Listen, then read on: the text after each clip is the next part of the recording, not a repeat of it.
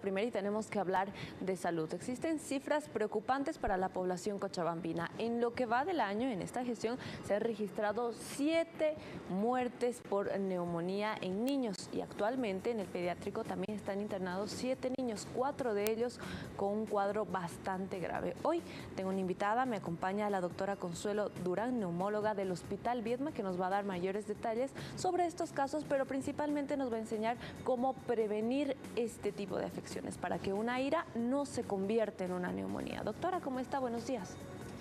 Muy buenos días. Muchísimas gracias por la invitación y por darle la prioridad que se merece a salud siempre, ¿no?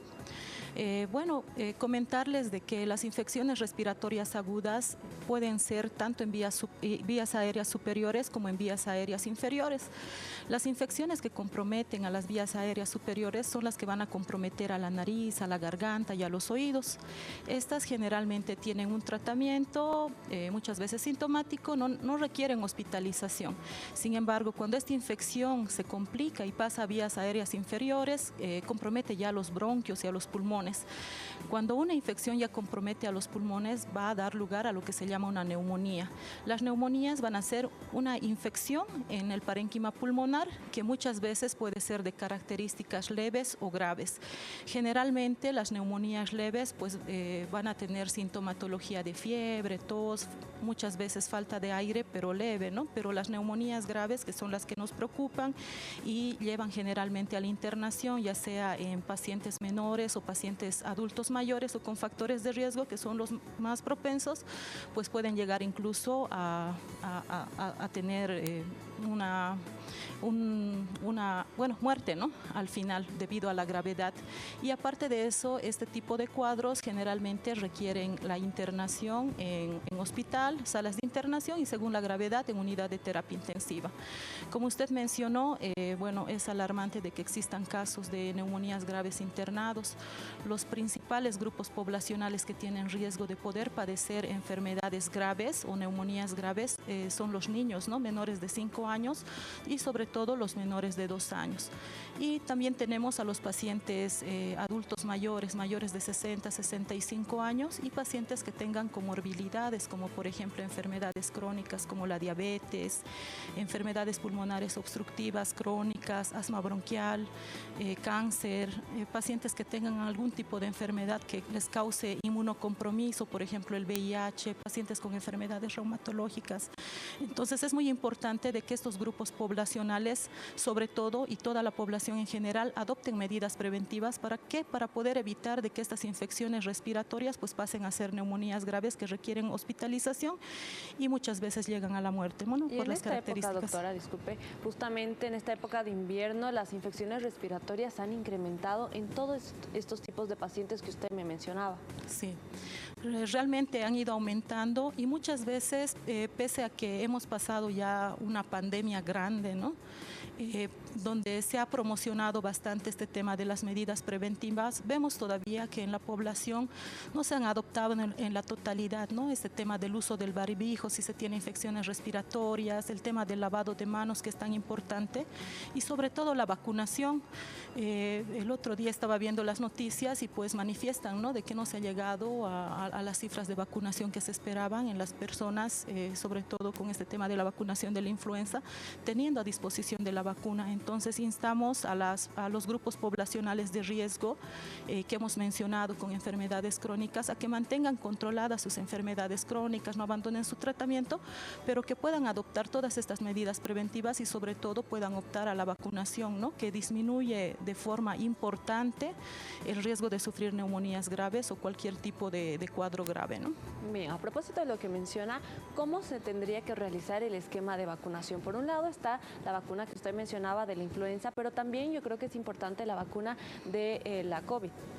Sí, todavía se tiene a disposición la vacunación, ¿no?, contra el COVID. Actualmente vemos muchos pacientes que tienen influenza y sabemos, ¿no?, de que la sintomatología se parece bastante. Entonces, recordar a la población en general de que la vacunación contra el COVID también es importante, ¿no? ¿Cada cuánto tiempo? Digamos que el día de hoy yo me coloco la vacuna contra la influenza. ¿Después de cuánto tiempo me puedo aplicar la vacuna contra el COVID o viceversa? Bueno, se puede esperar unos cuantos días, semanas, si es que el paciente no ha presentado algún efecto adverso, ¿no?, a la vacuna, o si no tiene sintomatología respiratoria. Podría esperarse unas 2 semanas a un mes para la administración de la siguiente vacuna. Pero es importante tomar en cuenta de que sí se tiene que administrar, ¿no? Y es importante también que se debe administrar siempre y cuando no se tenga sintomatología respiratoria. Entonces el paciente tiene que estar asintomático respiratorio para poder administrarse la vacuna. Importante lo que menciona. Doctora, ¿cuál es el esquema recomendado para la población en cuanto a la vacuna del COVID y también de influenza?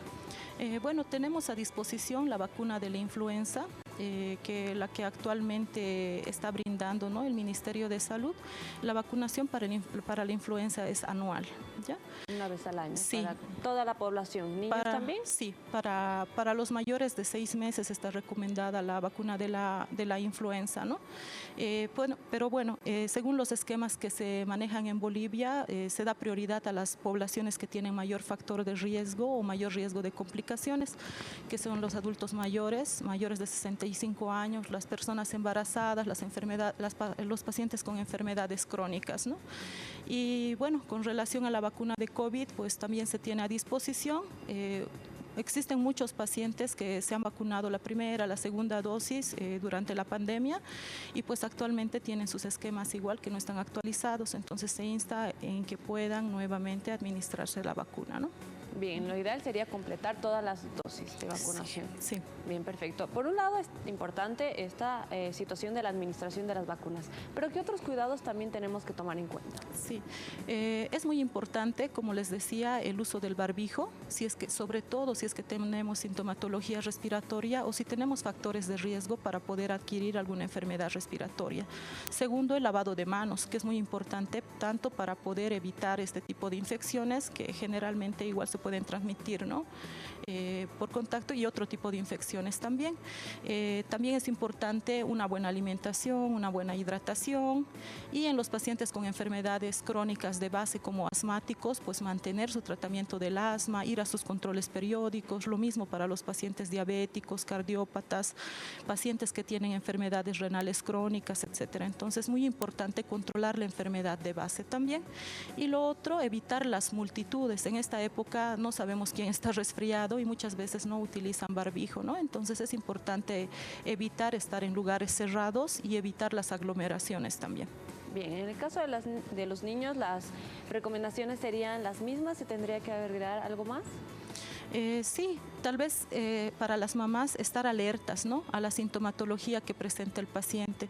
Muchas veces estas enfermedades se presentan con tos, puede tener fiebre, pero si el paciente presenta ya falta de aire, quiere decir que está respirando más rápido, tiene fiebre persistente, etcétera, pues tiene que acudir, ¿no?, a un personal médico, ya sea el pediatra o el médico general, para que pueda readecuar, revalorar y eventualmente valorar, si es que tiene signos de alarma, la internación de los pacientes. Es muy importante el tema de que existen diferencias entre los tipos de infecciones que nos producen infecciones respiratorias. Por ejemplo, tenemos algunos patógenos que son virales y otros que son bacterianos, y muchas veces llama la atención que para cualquier infección respiratoria utilizan antibióticos. Entonces, la sugerencia para la población es poder hacerse valorar y acudir al personal médico más cercano que tenga, o a un personal especialista si es que están muy delicados, para que se pueda valorar qué tratamiento va a recibir el paciente, ¿no? Porque se está viendo últimamente que a todos les dan como receta de cocina a veces el tratamiento. Todos tienen antiviral, todos tienen antibiótico, todos tienen antitusivos, etcétera. Entonces es muy importante la valoración médica personalizada, que según la edad, según el estado clínico del paciente, pues se va a instaurar el tratamiento adecuado y se va a poder evitar de que el paciente de una infección respiratoria leve pues pase a una infección respiratoria grave y llegue a una neumonía grave. Bueno, sin lugar a duda, información importante, sobre todo los síntomas que presentan los pequeños, para que usted como padre de familia pueda acudir al hospital. Para finalizar, doctora, hablemos de la automedicación. Realmente es un tema bien álgido, ¿no? Porque lamentablemente no existe un sistema de control en nuestro país.